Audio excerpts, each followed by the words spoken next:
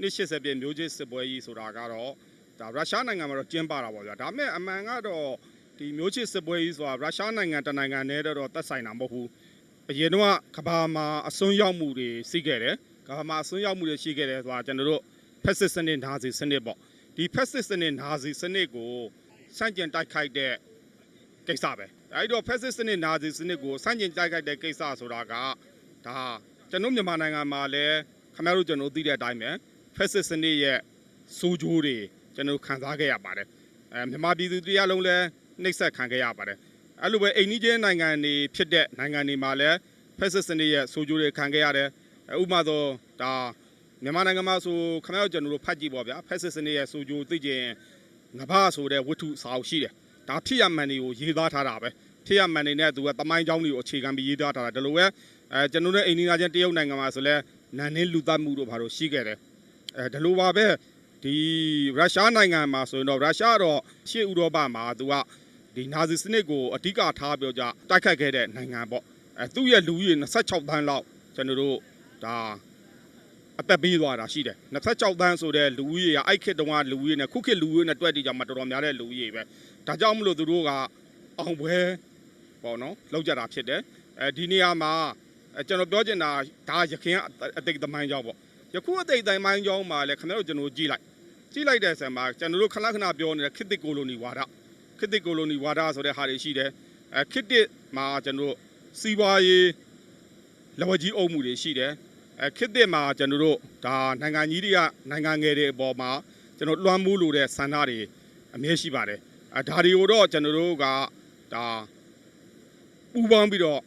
့ဒါတိုက်ဖြတ်သွားရမယ်ပူပေါင်းပြီးတော့ကျွန်တော်တို့စန့်ကျင်သွားရမှာဖြစ်တယ်လို့ပြောချင်တယ်ဒီနေရာမှာမြန်မာတပ်မတော်အနေနဲ့လည်းဒီနှစ်ရှည်ဆယ်ပြည့်အခမ်းအနားမှာကျွန်တော်တို့ပထမဆုံးအကြိမ်အနေနဲ့ပါဝင်ပြီးတော့ဆောင်ရွက်ခဲ့တယ်စေးပြရှောက်ခဲ့တယ်ဂုံပြူချီတက်ခဲ့တယ်ဒီအတွက်လည်းဒီမြန်မာတပ်မတော်အနေနဲ့ကနံပါတ်1နိုင်ငံတကာတပ်မတော်တဲ့ဒီမြန်မာတပ်မတော်သည်ဒါရင်ပေါင်တိုင်းနိုင်တဲ့တပ်မတော်တရားဖြစ်တယ်နံပါတ်2မြန်မာတပ်မတော်သည်အဆင့်မီဆောင်ရွက်နိုင်တဲ့တပ်မတော်ရှိတယ်ဆိုတာထင်ထင်ရှားရှားပြသတာဖြစ်ပါတယ်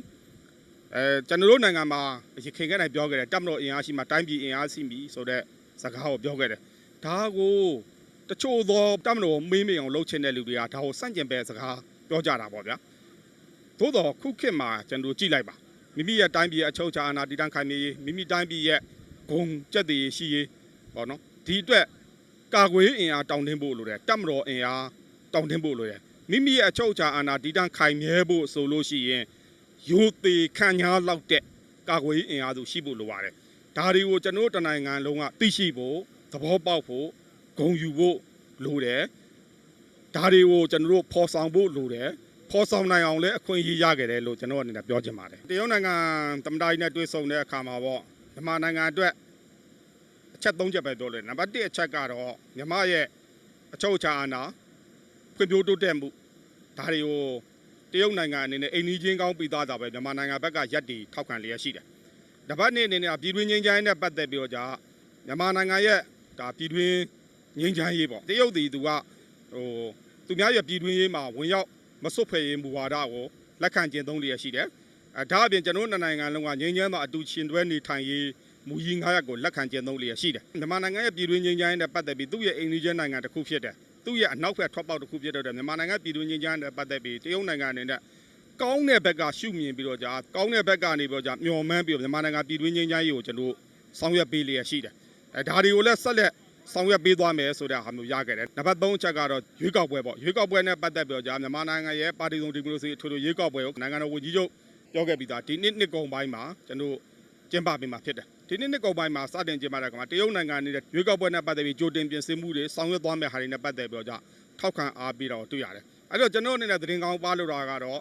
မြန်မာပြည်သူလူထုအရင်ကတည်းကလိုလားတောင်းတတဲ့ပါတီစုံဒီမိုကရေစီအထွေထွေရွေးကောက်ပွဲပါတီစုံဒီမိုကရေစီစနစ်ဆိုတာဒီဒါရခိုင်ကလည်းတပ်မတော်ရဲ့ဖော်ဆောင်မှုနဲ့ကျွန်တော်တို့ရရှိခဲ့တယ်မဲလိမ်မဲခိုးမှုတွေကြောင့်တပ်မတော်အနေနဲ့နိုင်ငံတော်တာဝန်ရယူခဲ့တယ်ခုချိန်မှာလည်းမြန်မာပြည်သူလူထုလိုတဲ့ပါတီစုံဒီမိုကရေစီစနစ်ကိုကျွန်တော်တို့အနေနဲ့ဆက်လက်ဖော်ဆောင်သွားမှာဖြစ်ကြောင်းကိုဒါသတင်းကောင်းပါလို့ပါတယ်ဗျအဓိကတော့ပထမဆုံးအပိုင်းပြောချင်တာကတော့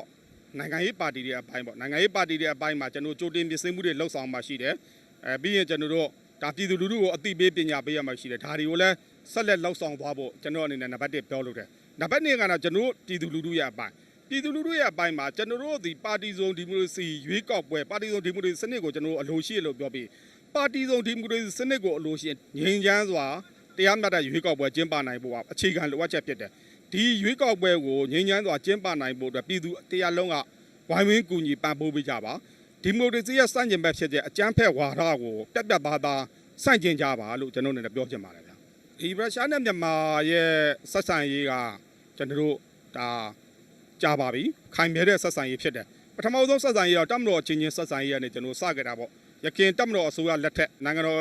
ညီဝေးပြည်ပမှုတည်ဆောက်ရေးအဖွဲ့နိုင်ငံတော်အေဂျင့်တိုင်းနဲ့ဖွံ့ဖြိုးရေးကောင်စီလက်ထက်ကတည်းကစခဲ့တာဖြစ်ပါတယ်ခုချိန်မှာတော့ရုရှားနဲ့မြန်မာရဲ့ဆက်ဆံရေးဟာတပ်မတော်နယ်ပယ်တွေမကဘဲနဲ့ဂါနာဘောင်းစုံမှာပါဖွံ့ဖြိုးတိုးတက်လာပြီဖြစ်တယ်ဆက်လက်ပြီးလည်းဖွံ့ဖြိုးတိုးတက်လာမှာဖြစ်ပါတယ်ဒီရုရှားကိုရောက်တဲ့အခါမှာကျွန်တော်မြန်မာတွေရောက်တဲ့အခါမှာပေါ့နော်ဒီအစိုးရတွေကျွန်တော်တို့အစိုးရအချင်းချင်းတို့တပ်မတော်အချင်းချင်းတို့ကျွန်တော်ပြောသေးဘူးပြည်သူအချင်းချင်းဆက်ဆံရေးပေါ့ရုရှားပြည်သူတွေရဲ့မြန်မာပြည်သူလူထုမှာအပြင်မြန်မာပြည်သူတွေရဲ့ရုရှားပြည်သူလူထုပေါ်အမြင်ဟာတိုးတက်ခိုင်မာနေတယ်လို့မြင်ပါတယ်ဒီအတွက်လည်းကျွန်တော်ဂုဏ်ယူပါတယ်နိုင်ငံတော်ဝန်ကြီးချုပ်ရဲ့ခရီးစဉ်မှာကျွန်တော်280ပြည့်ဒါရုရှားရဲ့မာမျိုးချစ်အောင်ပွဲပေါ့နော်မာမျိုးချစ်အောင်ပွဲအဲ့မှာကျွန်တော်တို့ကနိုင်ငံခေါင်းဆောင်တွေတော်တော်များများတက်ကြတယ်နိုင်ငံခေါင်းဆောင်တွေတော်တော်များများတက်ကြတယ်မှာဒီမြန်မာနိုင်ငံတော်ဝန်ကြီးချုပ်ဗိုလ်ချုပ်မူကြီးမင်းအောင်လှိုင်အနေနဲ့ဒီခေါင်းဆောင်တွေနဲ့တွေ့ဆုံခဲ့တယ်တွေ့ဆုံခဲ့ပြောကြစကားပြောခဲ့တယ်မြန်မာနိုင်ငံရဲ့အခြေအနေကိုပုံမူနားလဲသဘောပေါက်အောင်စွမ်းဆောင်နိုင်ခဲ့တယ်မြန်မာနိုင်ငံရဲ့ဖြစ်ရမှန်တွေနဲ့ပတ်သက်ပြီးပြောပြနိုင်ခဲ့တယ်ဖြင်းပြောတဲ့မြန်မာကိုကဘာကနိုင်ငံတကာကပုံမူနားလဲအောင်စွမ်းဆောင်နိုင်ခဲ့တယ်လို့ကျွန်တော်အနေနဲ့ပြောချင်ပါတယ်ဗျ